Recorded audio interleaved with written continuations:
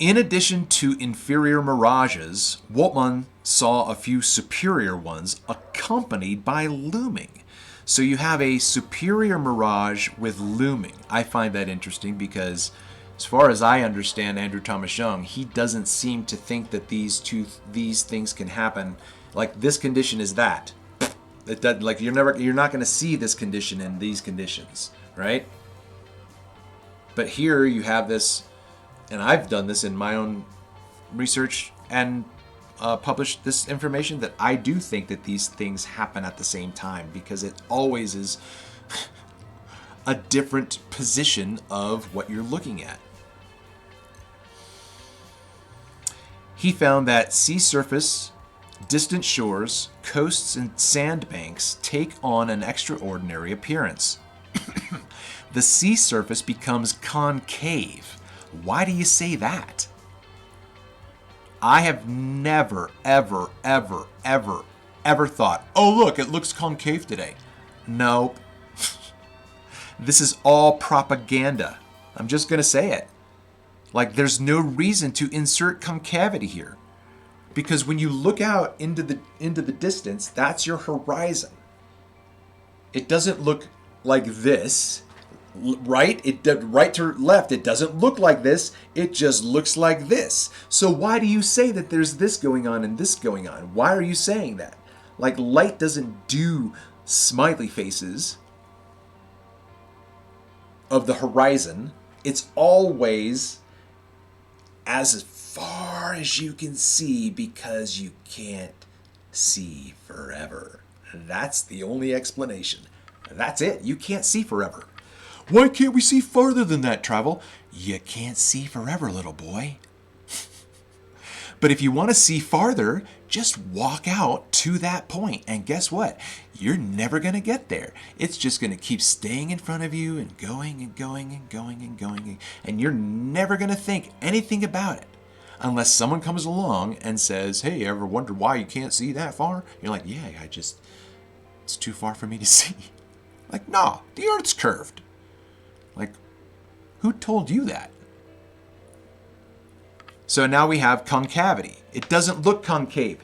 It's just a different focal point. It's closer to you, which means that, I don't even know, because I've got images that goes both ways. I have images that have the target just in different positions.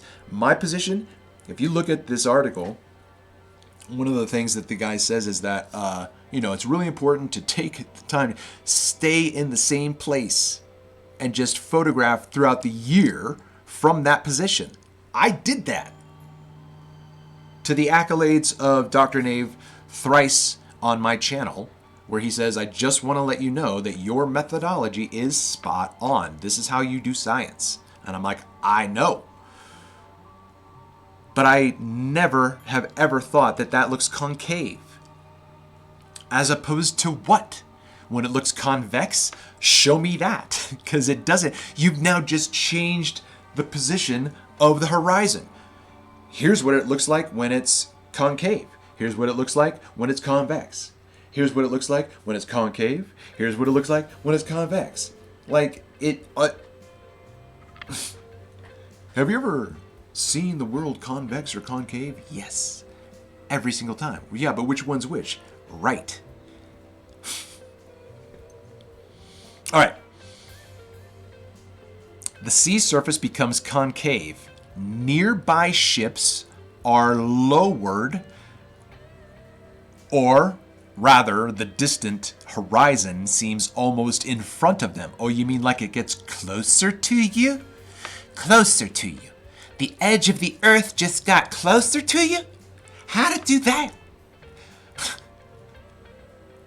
There's only one answer.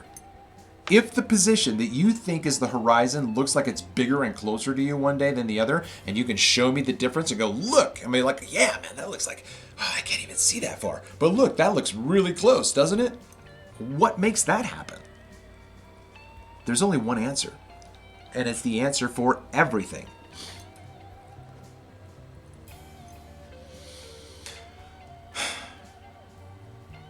He found that the sea surface, distant shores, coasts, and sandbanks take on an extraordinary appearance. The sea surface becomes concave. Nearby ships are lowered, or rather the distant horizon almost seems in front of them. See, do you even know what this is describing? Is this the same thing and it looks like this and it looks like this, but it's there's too much confusion here. Because when I have seen people say that looks concave, to me that's looming. That's just extending and changing the kaleidoscopic perspective of you have that mountain range. Heath up in Canada has just a great mountain range. That mountain range is never going anywhere. He sets up his stuff, shoots the mountain range, and if that thing moves or looks bigger or smaller, there's only one explanation the entire time. So then it doesn't matter how far away you get from that thing is going to stay in your field of view until it gets. If I go too far away from you, you can't. You can't hear forever either. But I just find this so confusing.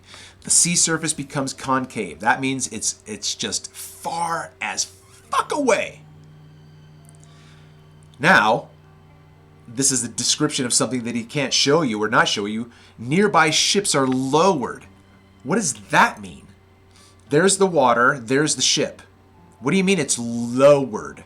Were you here yesterday and it was out there and it was higher, and how do you know it didn't change its position? Nearby ships are lowered. The only thing I can think that means is he's still describing concavity, which means that when you have a ship that's higher in your field of view and bigger, that's not looming. But when you have looming, that ship gets dropped due to perspective. It makes it actually look like you've gotten higher. I can show these kinds of effects from my own footage where I've got my camera set at 5 foot, and that's where I set up every single time. And I have people accusing me of lying because things in my photography are not in the same position that you think they would, because nothing's changed, right? You're in the same spot, right? Yep. And that buoy's in the same spot, right? Yep. Except, it is able to float back and forth, but it's not massive, right? We're talking about parallax with area, And then you've got this distant line. All of that stuff is never going to move anywhere. It should always look the same every single time, right? But not if you don't think about it. If you just wake up in the morning and you see out there and you look out and you're like, oh yeah, horizon. But if you look out there and see that there's this ebbing and flowing of this fluid liquid gas,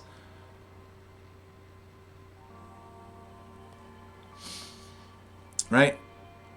Or, now here's the other contrast. The distant horizon almost seems in front of them, right? So the horizon looks far away, the horizon looks closer. Distant shores look like high coasts. I don't know what that means. Again, the distant shore is where it is. When you say it looks like a high coast, what compared to what? What are you talking about? Because there's so many different phenomena that this could be, they're not even being very clear here.